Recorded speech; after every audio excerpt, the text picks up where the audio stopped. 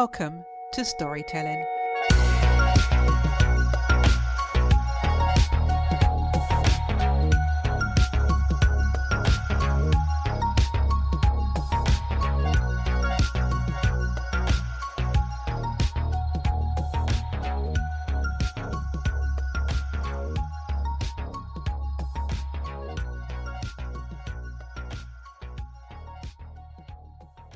This week's guest is a poet, writer, creative workshop facilitator, and Croydon's first Poet Laureate. She wrote the lyrics for the London Mozart Players Anthem for Peace and a poem especially for the 2022 One Young World Summit. Her poetry has appeared in Ink, Sweat and Tears, Magma, Ameena Rojee's photography book Crocus Valley, the Museum of Croydon, and the National Portrait Gallery. She has performed at Trinity College, Cambridge Black History Month formal dinner and as part of Apple and Snake's immersive spoken word show, Rallying Cry. She has facilitated workshops for Spread the Word, Central St Martin's and Total Insight Theatre. Please welcome Shaniqua Benjamin. Hello, Shaniqua, and welcome to the podcast. Hi, Debbie. It's good to be here. Shaniqua, how did you discover your passion for poetry? That happened back in 2015. I wanted to start a platform for young people to speak out on things. And a spoken word piece just made sense. I was talking about a number of issues affecting young people and also making your voice heard. That's when I realized, you know what, I actually can write poetry. I've always loved writing, always been good at writing, but never really took to poetry. And that's when I realized, yeah, I actually can do this. And I went to Bosnia that same year as part of a creative program called The Complete Freedom of Truth. And I was just in this foreign place with like over 100 people I didn't know and was just like so shy and just feeling so out of place. But I wanted to share something to kind of show who I was. And that's the first time that I performed a poem in public and realized poetry is a really great form of expression and you can say so much in a short amount of time. And that's when I really fell in love with it. So what inspired you to use poetry as a means to contribute to young people in a community? I think because of what poetry can do and all that it is. You can express things, you can plant seeds in a short amount of time. And it's something that everyone can do. People always think that, oh, I can't write poetry, I'm not very good at it. But everyone can express themselves, everyone can get something out. And I think it's such a great way for young people to have opportunity to say something and something that's on their heart and on their minds. And I'd had been doing like monthly discussions, and poetry was just another way of using the voice, of using writing just to get their voices out there and just to, I guess, discover more of them. Because I think with poetry, as you write it, you discover more about yourself in the process as well. And what have you discovered about yourself so far? I've discovered how much more I care about things in the world, discover about how deeply I feel, or if I don't understand things always, I might write something and then it manifests in what I write. So it helps me understand my emotions more as well, but also discover more about what I care about, more about what's in my heart. It comes through the poetry. And have there been any specific poets or writers that have influenced your work or your approach?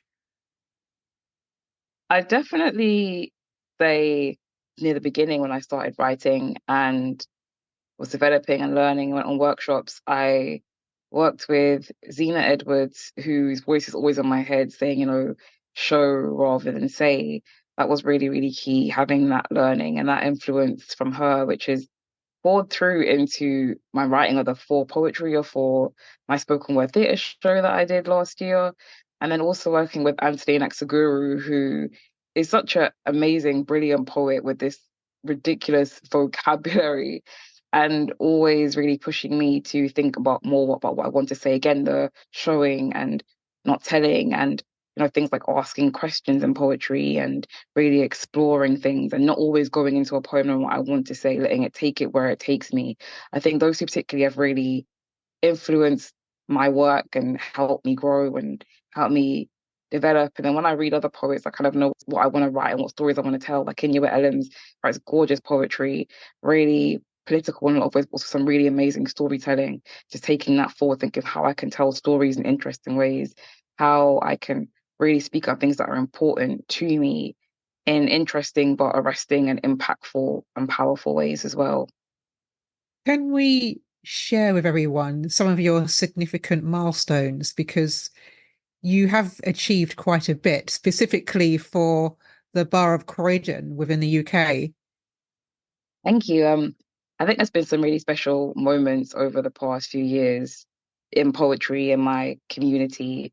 So I think significant one was starting my platform, Young People Insight, in 2016 after the short film, and running that till 2021 on my own.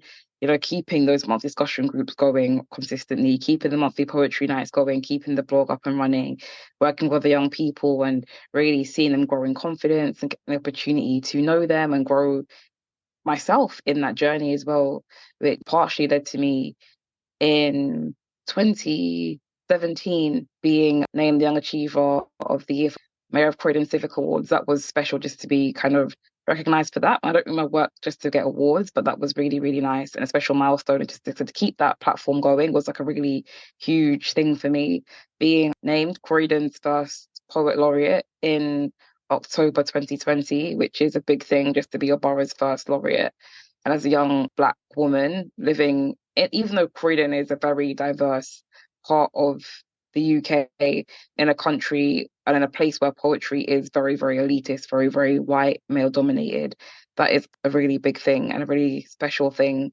And through that, being able to work with the Museum of Croydon last year, National Portrait Gallery, on an exhibition called Croydon's Caribbean Influences, which was really special. I got to interview some of my family members as part of that, learn so much more about Croydon's history and the influence that people from my culture, Caribbean culture, have had in Croydon. So writing poetry for that was really, I think, significant. Croydon is currently something called London Borough of Culture. So the Mayor of London gives each borough in London some money, and the poem I wrote was a foundation for the flagship event for London Borough of Culture. As this really beautiful film made. It's called For Us and We, but it comes under the Oratorio of Hope, which was an event by an orchestra called the London Mozart Players. And also for them, a number of years back, I wrote lyrics for something they had called the Anthem for Peace. And that was my first time writing lyrics. That was really interesting. And for me, a milestone as a writer. I had my spoken word theatre show, a one woman show for 40 minutes, me holding the audience, which was a big significant milestone. And that's just some of them. In 2022, I was part of a worldwide summit called One Young World. And I was chosen as a scholar by the Black Fund run by, started by Leigh-Anne Pinnock from Little Mix and her sister Sarah Pinnock, and also her husband, Andre Gray. And being chosen as like just one of two people chosen for that scholarship was really amazing. And to be able to go and speak there as well on a panel, which was really special. And also wrote a poem for that was shown as well. Just some of the significant milestones. There's been a number of others. It's funny, the more I talk about things that I've done, the more I realize how much I've done. It doesn't always seem like that sometimes, but this is just some of them. I think that's an amazing journey that you've just explained, and certainly very inspirational as well. What themes do you often explore in your poetry, and why are they significant to you and the community? I think a lot of the themes that are explored, when I definitely started writing poetry, it was very much about mental and emotional health, partly because of the struggles that I was going through. One of the reasons why poetry started off being so impactful and important for me is because I struggled with self-harm, and poetry was a healthy way of expression. So that was a big thing in the beginning. And I still write quite a bit about American sports related things, particularly basketball, because I do love basketball, and issues that come up in American sports just because I do enjoy watching them and have enjoyed certain American sports in the past. I write a lot about those. Also write a lot, of course, about Croydon as Croydon Poet Laureate, but even before that, I think after that, I started writing more about Croydon, exploring my relationship with Croydon, what this home meant to me and what it still continues to mean to me, and how that relationship is evolving and changing.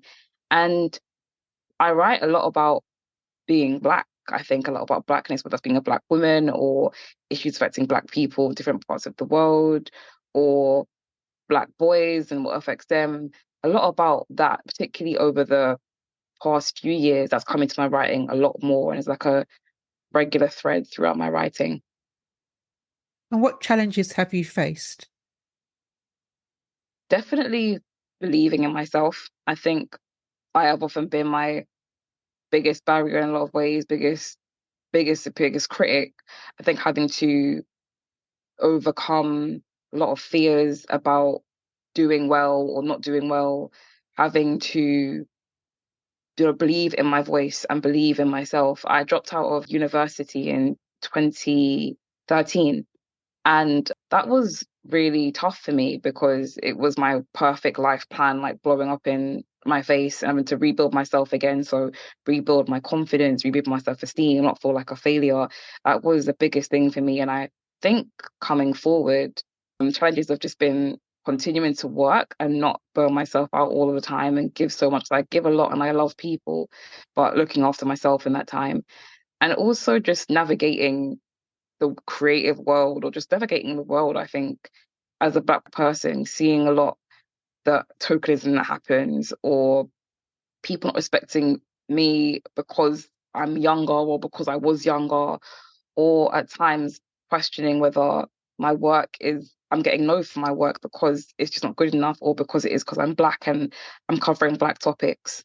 So I think it's definitely those more things now, but over time and still it's kind of been myself and getting out of my own way.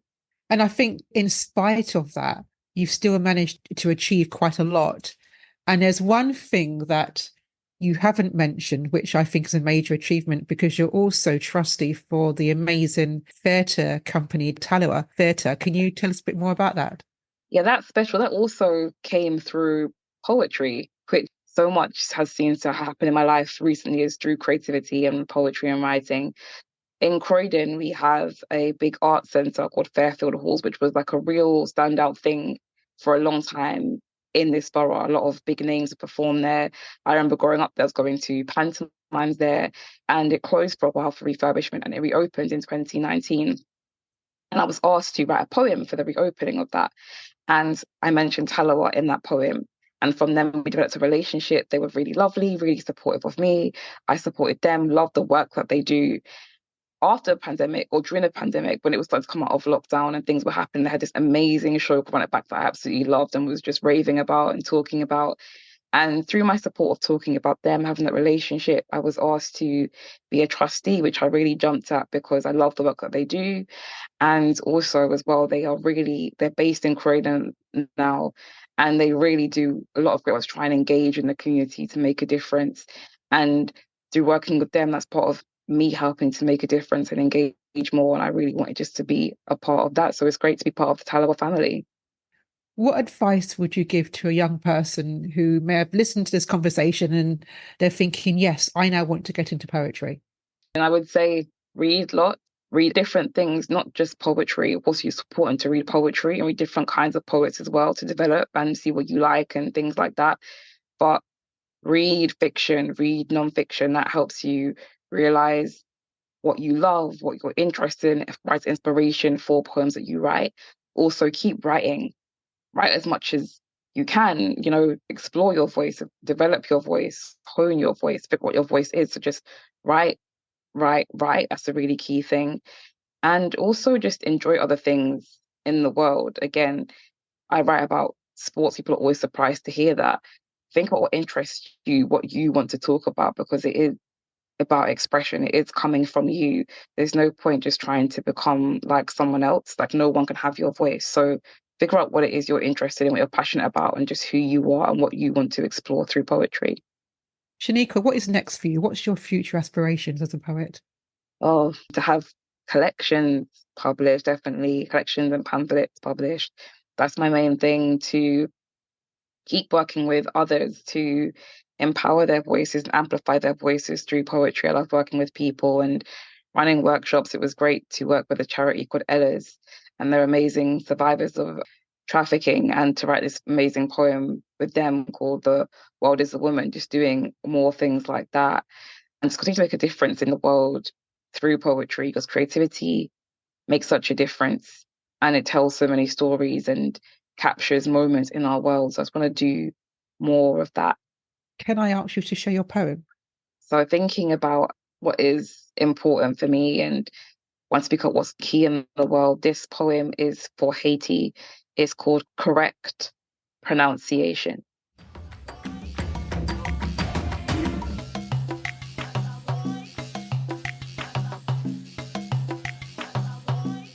The article said, don't let it spiral into hell.